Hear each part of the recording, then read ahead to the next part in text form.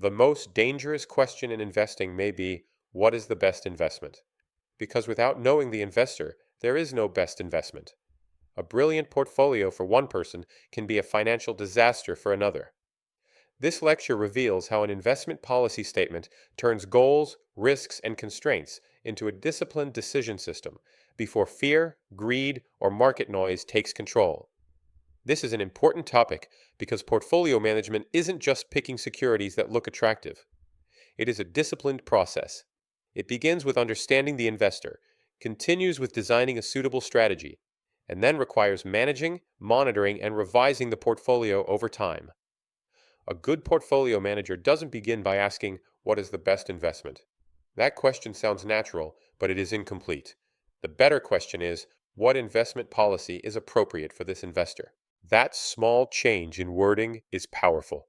It shifts our focus away from isolated investments and toward the investor's objectives, constraints, risk tolerance, time horizon, tax situation, legal restrictions, and unique needs. Portfolio management is also a cycle. We identify investor circumstances. We prepare an investment policy statement. We determine the strategic asset allocation. We select securities, funds, vehicles, or managers. We implement the portfolio carefully. Then we monitor performance, risk, liquidity, costs, taxes, and compliance with policy. The key idea is that investment decisions are made under uncertainty. We cannot eliminate uncertainty, but we can reduce avoidable mistakes. A disciplined process helps investors avoid chasing recent performance, taking inappropriate risk, ignoring liquidity needs, or making emotional decisions during market stress. So, in this lecture, our goal is to understand how portfolio theory becomes portfolio policy, and how policy becomes practical investment management. Let's begin with the connection between investment theory and portfolio strategy. Investment theory gives us a language for thinking about expected return, risk, diversification, and market pricing. But theory alone doesn't tell us what a real investor should own. Portfolio strategy takes the ideas from theory and applies them to an investor's actual situation. In modern portfolio analysis, a portfolio isn't just a collection of individual assets. It is a system. The risk of the portfolio depends not only on the risk of each holding, but also on how those holdings move together. This is where diversification becomes meaningful. Diversification isn't simply owning many investments. It is owning investments whose returns don't all behave in exactly the same way. When assets don't move perfectly together, the portfolio may reduce risk more effectively than a simple list of holdings would suggest. Portfolio return depends on the returns of the components, but portfolio risk depends heavily on relationships among those components. That is why portfolio management must be viewed at the portfolio level, not only at the asset level. However, even a theoretically efficient portfolio may be unsuitable. It may create liquidity problems. It may generate unnecessary taxable income. It may expose the investor to losses that the investor cannot tolerate. It may violate legal or policy restrictions. So theory is essential, but suitability is central. Portfolio strategy is the bridge between financial theory and the investor's real financial problem. Now let's focus on the central role of the investor. The same portfolio can be suitable for one investor and unsuitable for another. Suitability depends on the investor's objectives and constraints, not only on expected return and risk. Different investors may have very different needs. Some investors need cash soon. Others are investing for a distant goal. Some are highly tax sensitive. Others are tax exempt. Some can emotionally tolerate temporary losses. Others may abandon the strategy after a decline, even if the long-term plan remains reasonable. This is why the portfolio manager must begin with the investor. A portfolio policy starts with objectives and constraints. Objectives describe what the investor is trying to accomplish. Constraints describe the limits within which the portfolio must be managed. The main objectives are the return objective and the risk objective. The return objective describes the return needed or desired to meet the investor's goals. The risk objective describes the amount and type of risk the investor can reasonably bear and is willing to accept. The major constraints include liquidity needs, time horizon, tax considerations, legal and regulatory requirements, and unique circumstances. These items aren't separate boxes to check and then forget. They interact with each other. A higher return objective may require more risk, but risk tolerance may limit the acceptable strategy. A longer time horizon may support more growth-oriented investments, but liquidity, tax, legal, or unique constraints may still restrict the choices.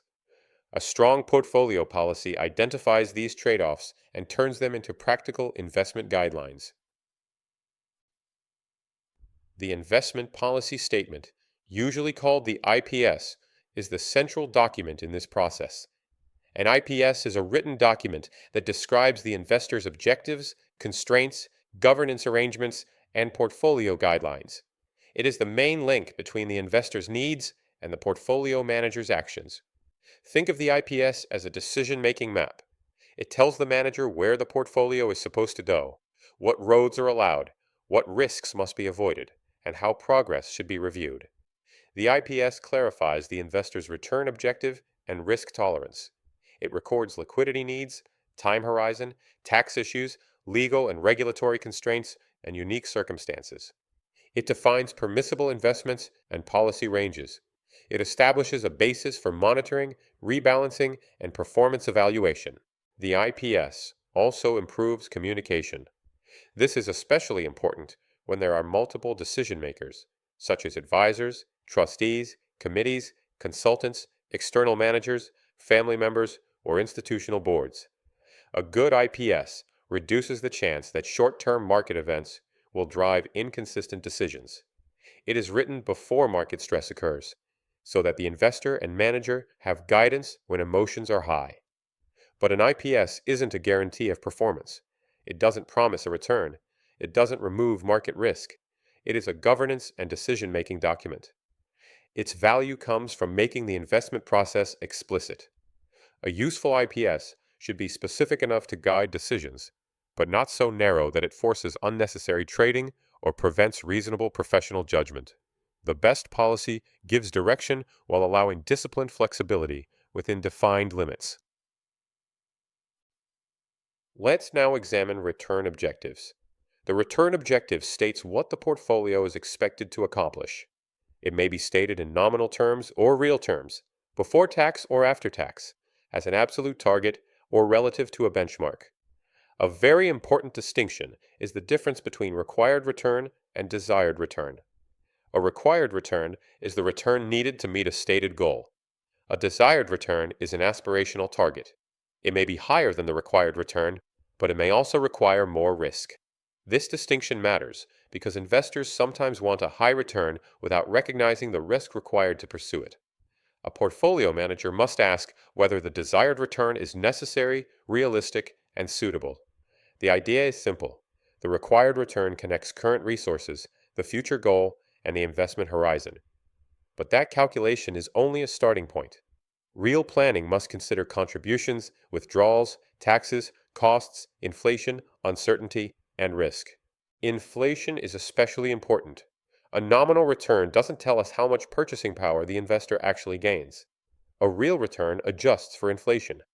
The relationship between nominal return, real return, and inflation may be shown visually, but the practical message is this. Investors care about what their money can actually buy. If the required return is too high relative to the investor's risk tolerance and constraints, the policy problem may require adjustment. The investor may need to revise the goal, increase contributions, reduce withdrawals, extend the horizon, accept more uncertainty, or accept a lower probability of success. Return objectives must be ambitious enough to be useful, but realistic enough to guide a suitable policy. Next, let's discuss risk tolerance and liquidity needs. Risk tolerance describes the investor's ability and willingness to accept uncertainty in pursuit of return. It shouldn't be reduced to a simple score without interpretation.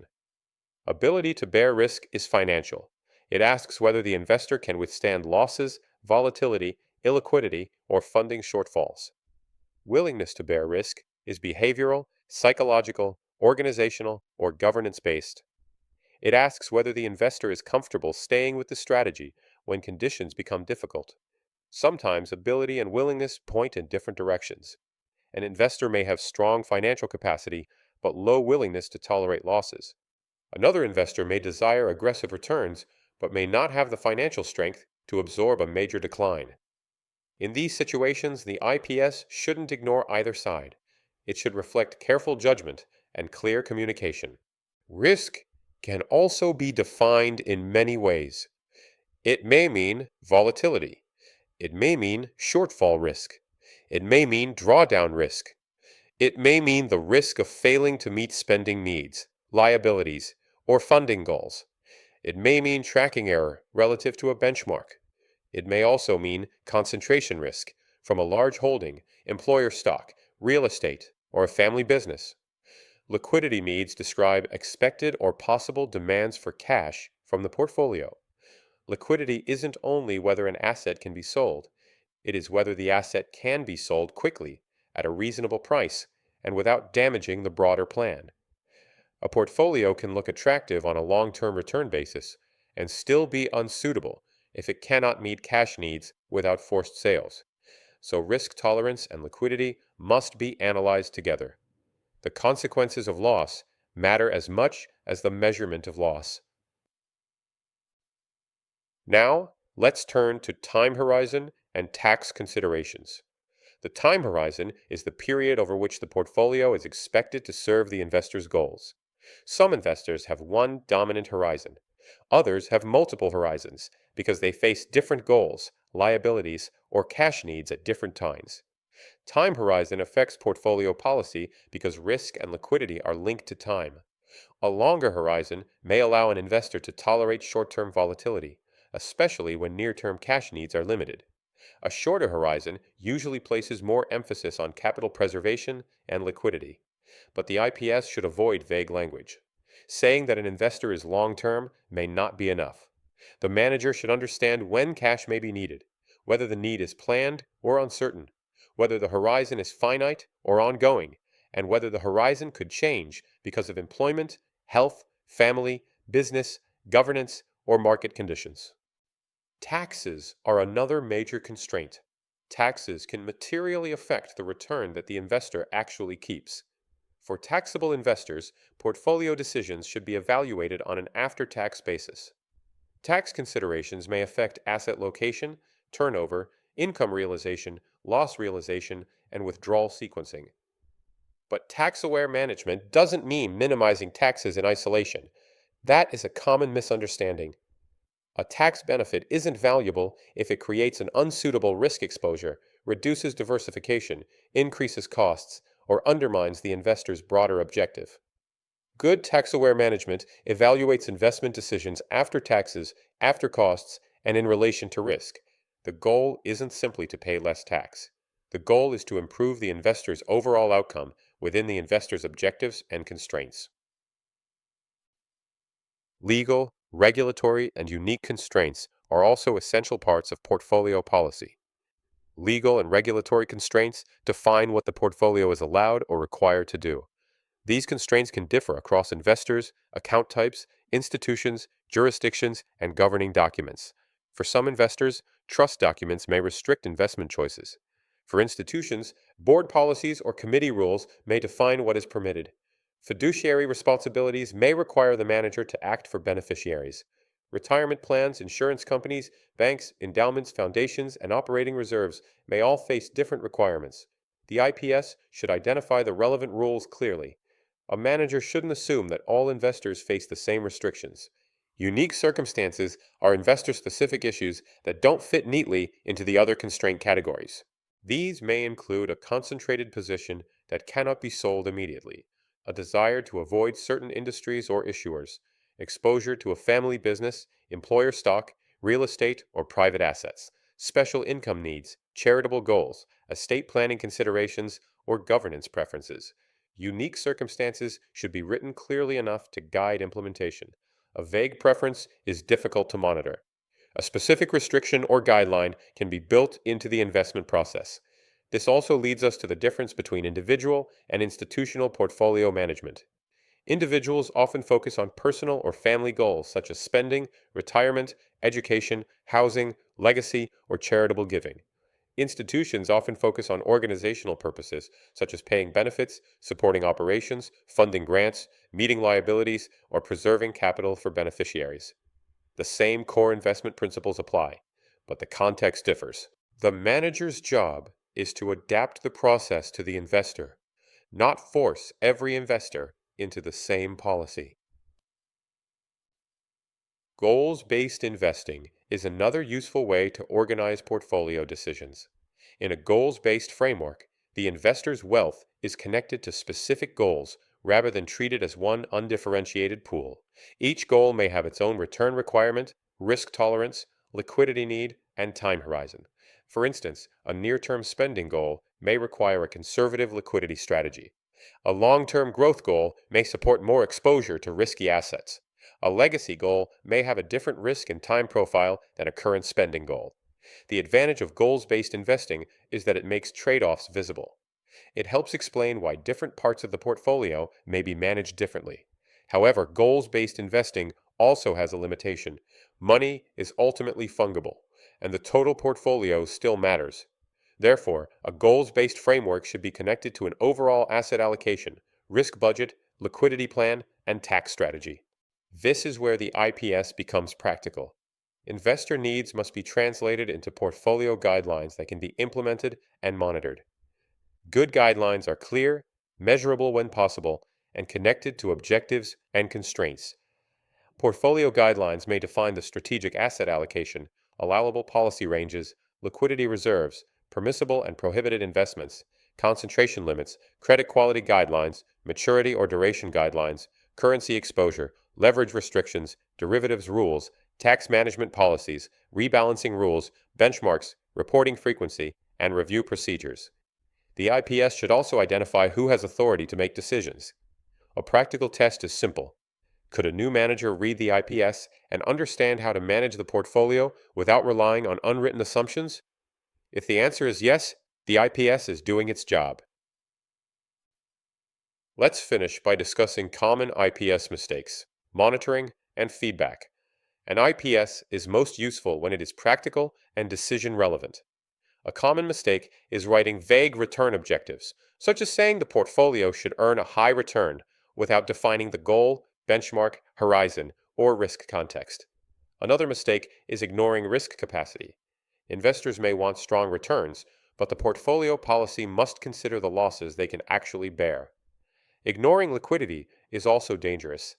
A portfolio designed only for long-term growth may create problems if the investor needs cash soon. An IPS can also be too narrow or too broad. If restrictions are too narrow, the manager may not be able to implement a diversified strategy. If discretion is too broad, the IPS no longer constrains behavior. Other mistakes include failing to define a rebalancing process and failing to identify review triggers. Portfolio management doesn't end after implementation. Monitoring asks whether the portfolio remains consistent with the IPS and whether the IPS remains consistent with the investor. Monitoring includes asset allocation, risk, liquidity, performance, costs, taxes, turnover, legal compliance, regulatory compliance, unique constraints, and changes in investor circumstances. Rebalancing is part of this process. If market movements push the portfolio outside its policy ranges, the manager may need to trade back toward target ranges or document why a temporary deviation is justified. Most importantly, rebalancing should be guided by policy, not emotion. The feedback stage recognizes that investors change, goals change, liquidity needs change, tax status may change, legal structures may change, institutional liabilities may change. Institutional liabilities may change. The IPS should be revised when investor circumstances justify it, not simply because markets move. Thank you for joining me today. I hope this lecture helped you see portfolio management as a disciplined, investor-centered process.